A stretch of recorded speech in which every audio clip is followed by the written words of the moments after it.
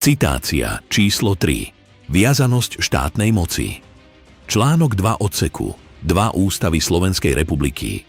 Štátne orgány môžu konať iba na základe ústavy, v jej medziach a v rozsahu a spôsobom, ktorý ustanoví zákon.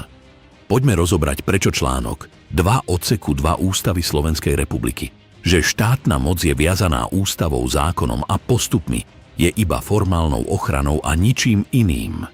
Máme tu praktický problém, a to zákony si vytvára sám štát a rozsah právomocí sa rozširuje legislatívou. Kontrola je pomalá, formálna a pre bežného občana prakticky nedostupná.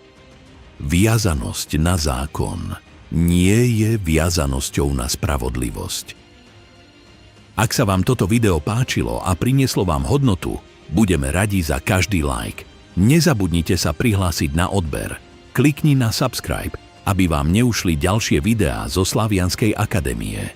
Ak vás toto video oslovilo, zdieľajte ho s priateľmi alebo s niekým, komu môže pomôcť.